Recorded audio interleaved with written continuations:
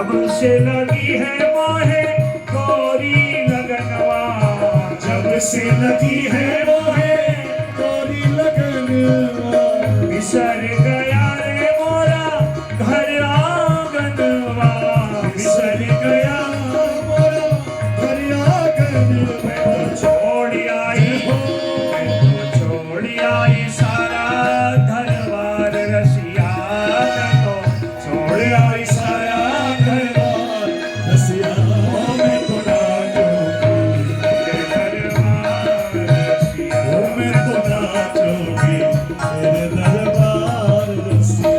तेरी बंसी पे जाऊं बलिहार रसिया, तेरी बंसी पे जाऊं बलिहार रसिया, मैं तो नाचूंगी तेरे दरबार रसिया, ओ मैं तो नाचूंगी तेरे दरबार रसिया, मैं तो नाचूंगी तेरे दरबार रसिया, मैं तो नाचूंगी तेरे दरबार रसिया, मैं तो नाचूंगी तेरे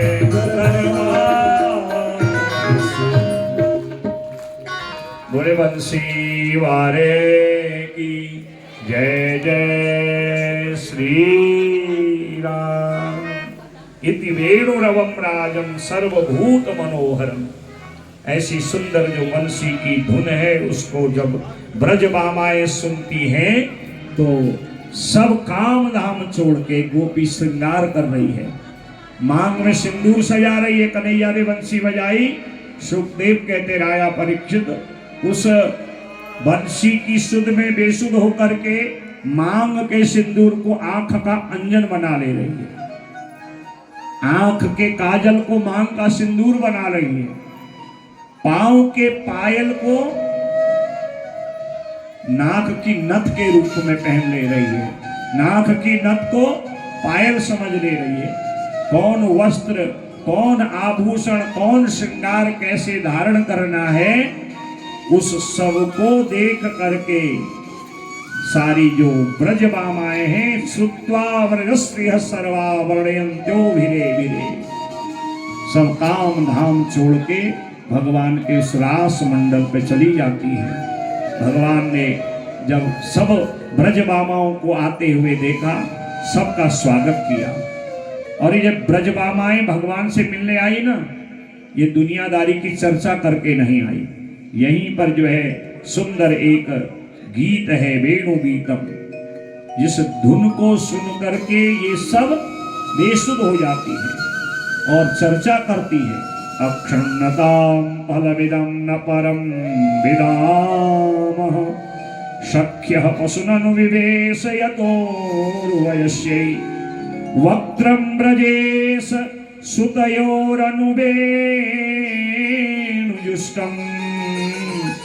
येरवानपीत मनुरक्त कटाक्ष मोक्षम्।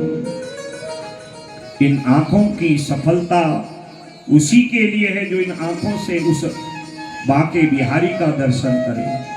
दुनिया को ज्यादा इन आंखों को दिखाओगे तो लोग चिढ़ जाएंगे, आंख दिखा रहा है, और इन आंखों से ताक झाक गोविंद की करोगे तो प्रेम माधुरी हृदय में बस जाएगी।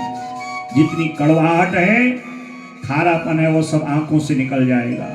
भाव विभोर कई श्रोता कई बार कथाओं में होते हैं, उन सब उनके आंखों से वो खारापन निकलता है और भगवान की माधुरी का जो रूप रस है वो हृदय में प्रवेश करता है।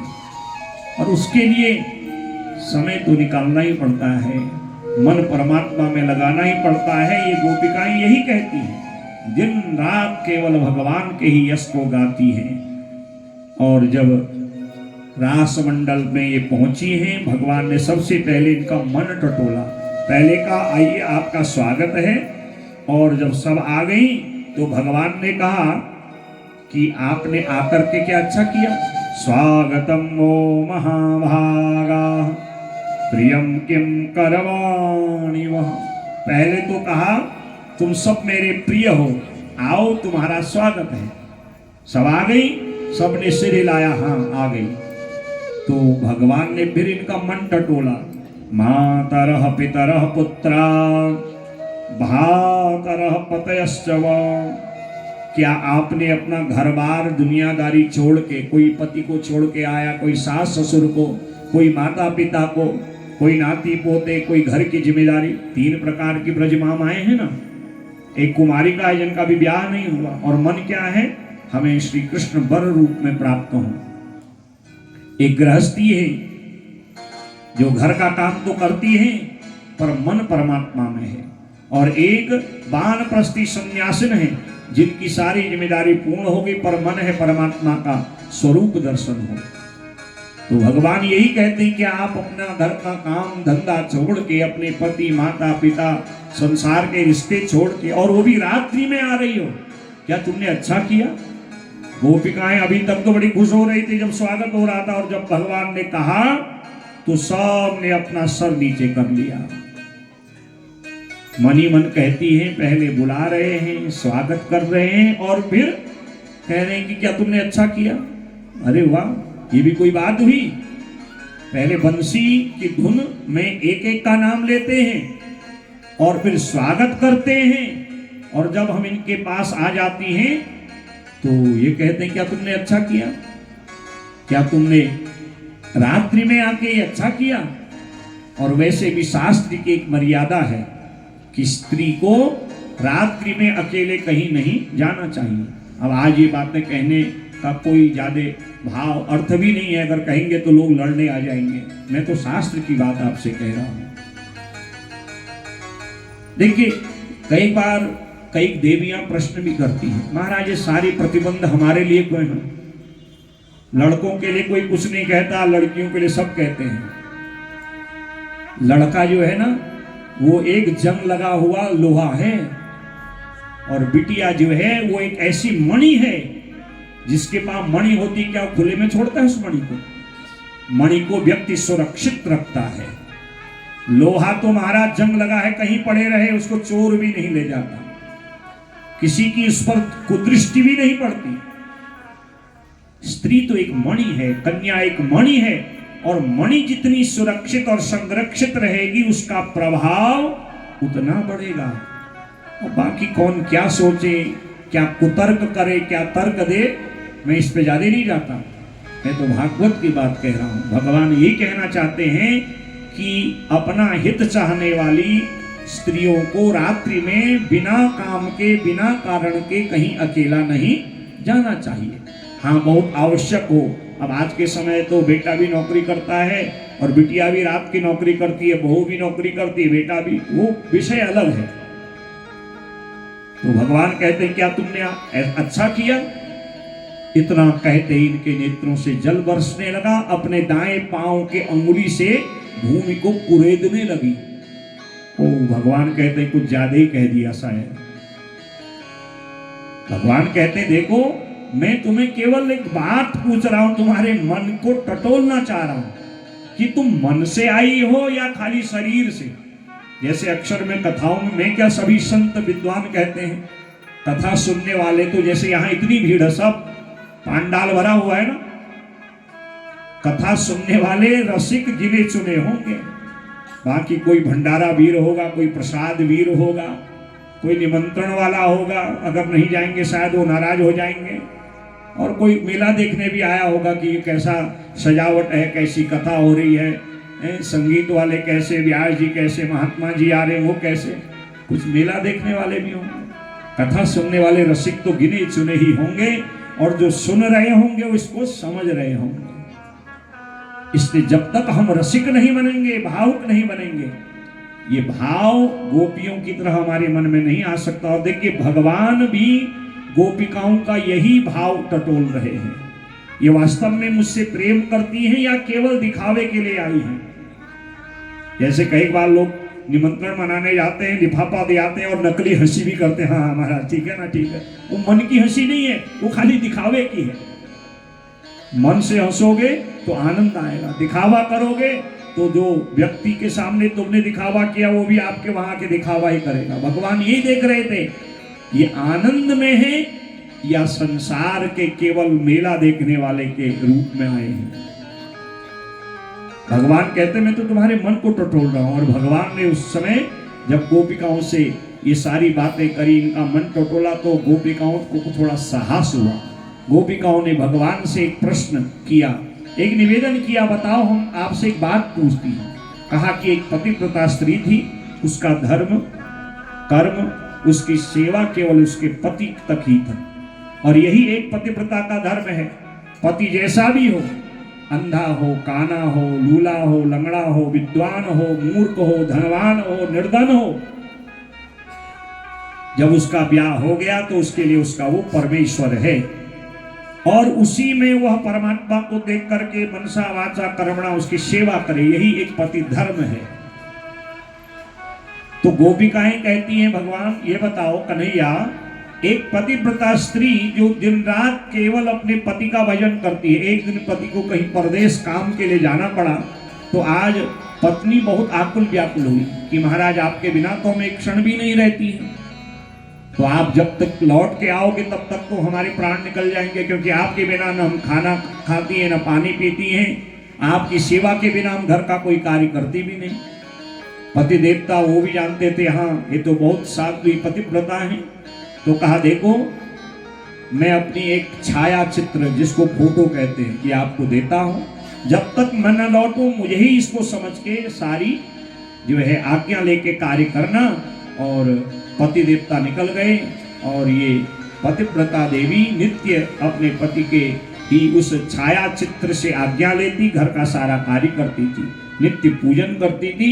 एक दिन काम को पूर्ण करके जब पति द्वार पर आया, आवाज लगाई, प्रिय हम आ गए हैं, तो गोपिकाएं कहती हैं, कन्हैया बताओ, ये जो पतिव्रता है उस समय उस छाया चित्र फोटो की पूजा कर रही होती है, तो वो पूजा छोड़ के द्वार पे खड़े पति को अंदर ले आए, या कहे नहीं अभी इंतजार करो, मैं आपके छाया चित्र की पूजा कर रही हूँ, क्योंकि ये जी पूजा छोड़ के जाती है तो पूजा छोड़ने का पाप लगता है, और द्वार पर खड़े पति को इंतजार कराती है वो भी पाप है। तो क्या करे?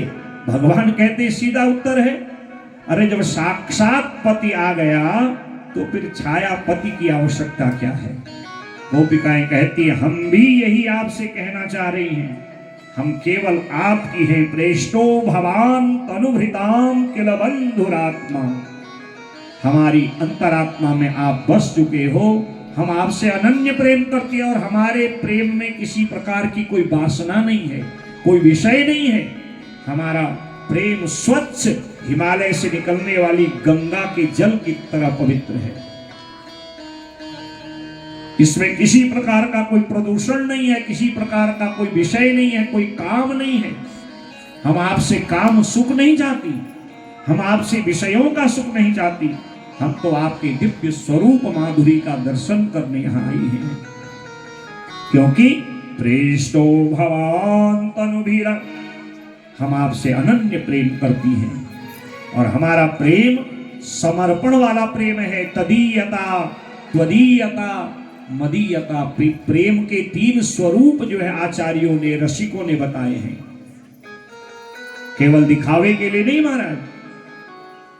त्वदीयता, हम तुम्हारे हैं, मदीयता, आप हमारे हो, आप हमारे हो, हम आपके हैं, और आपके बिना हमारा और कोई नहीं है, तुम बिन और न दूजा। इतना जब समर्पण होता है तब वह अपने प्रेमी तक, रसिक तक पहुंच पाता है, वो रसिक अपने प्रेमी तक पहुंचता है।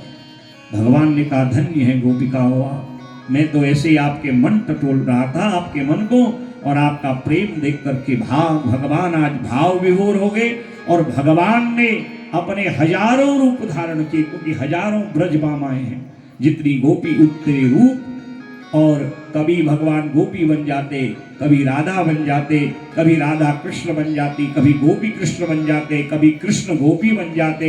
हजारों सरोवर, हजारों कमल, हजारों गोपी, हजारों कृष्ण, कभी कृष्ण एक हो जाते, हजारों गोपिकाएं घेर लेती, कभी हजारों गोपिकाओं के बीच में हजारों कृष्ण बन जाते, कभी हजारों कृष्ण केवल एक जो है गोपी होती, कभी हजारों सरोवर, उसमें भगवान जल क्रीड़ा कर रहे हैं। गोपिकाओं के मन में जो है गोपी कहती है, हमें अपना ही रूप प्रदान करो, आप हमारे रूप में परिणित हो जाओ।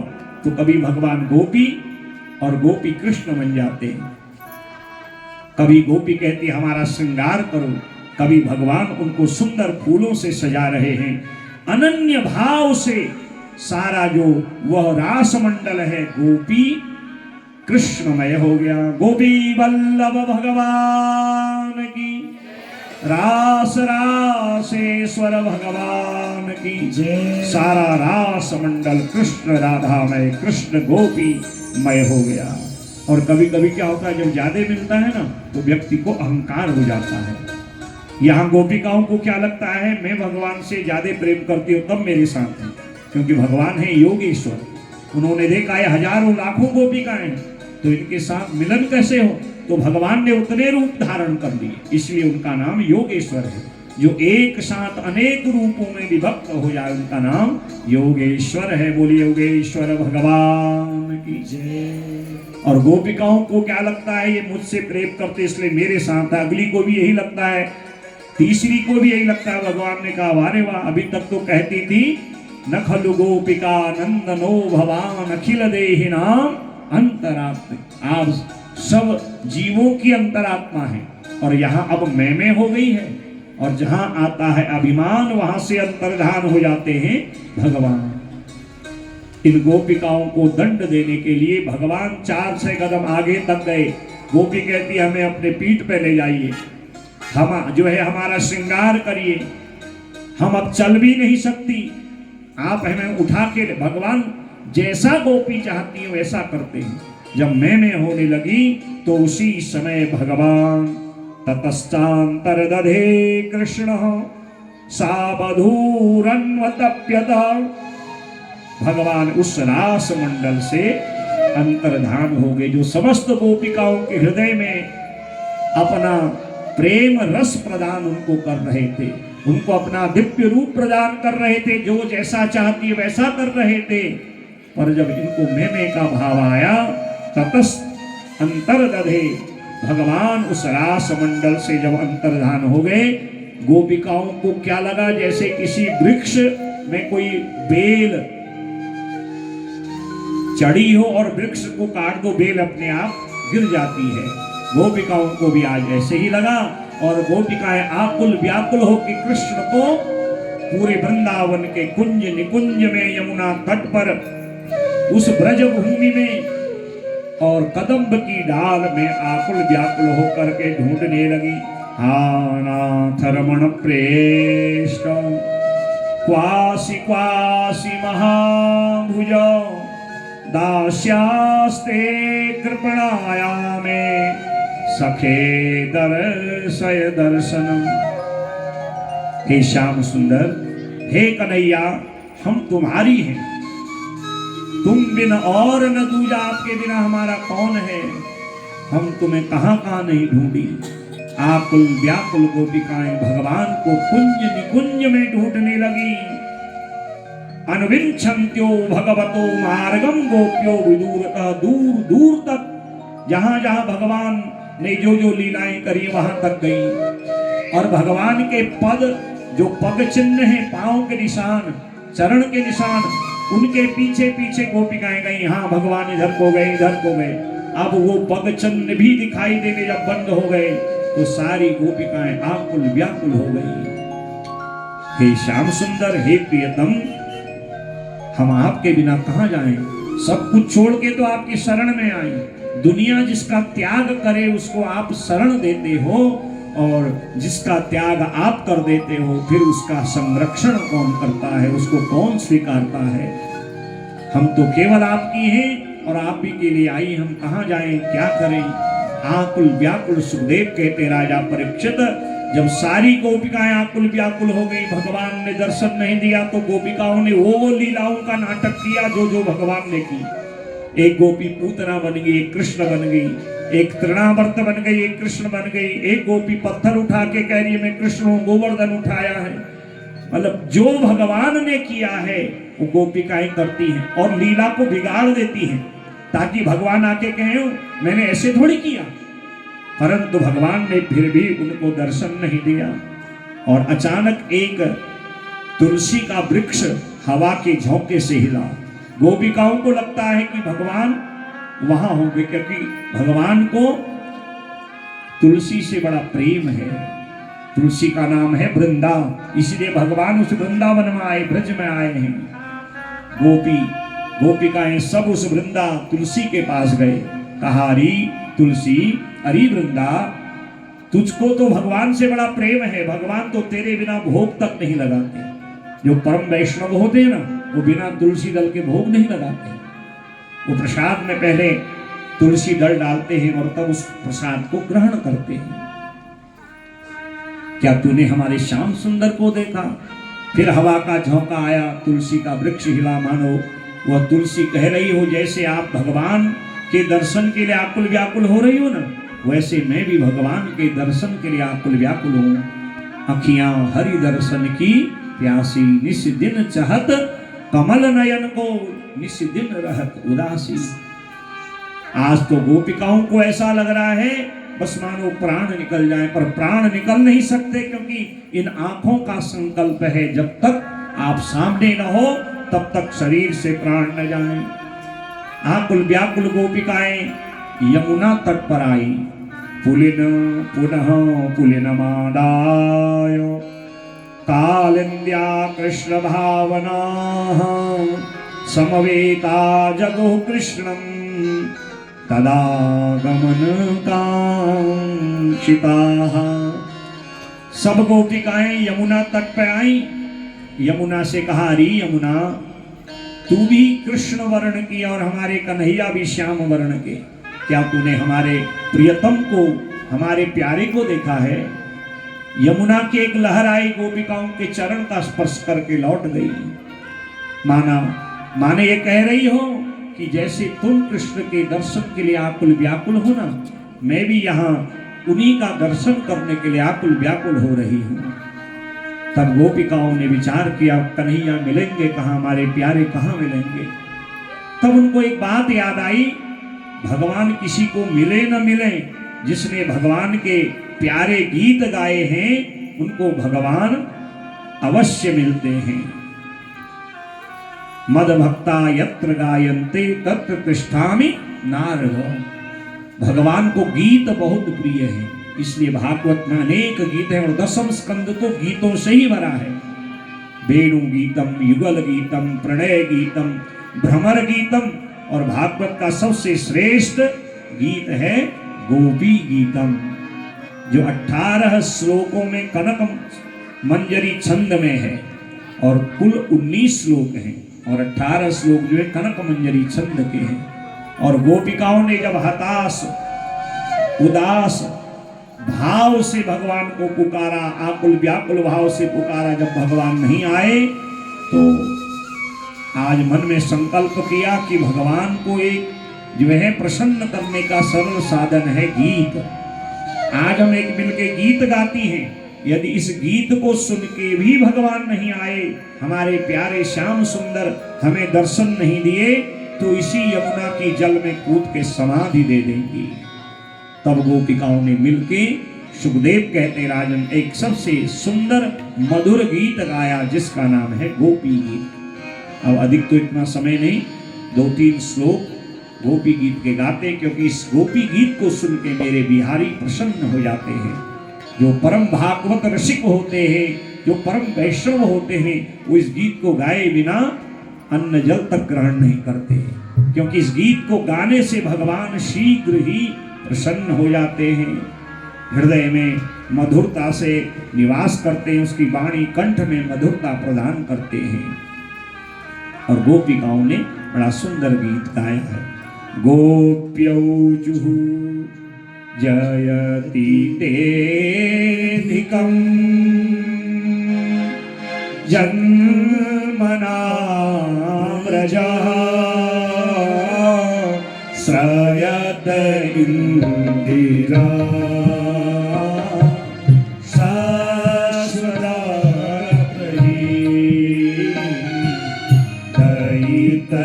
दयितदृश्यता तीक्षुतावका स्वरिता स्व स्वामिचिन्तिता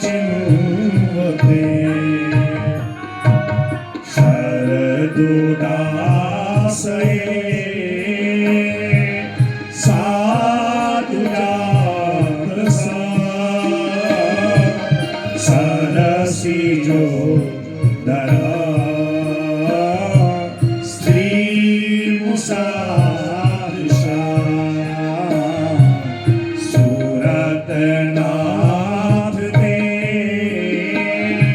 असुर कदा सिला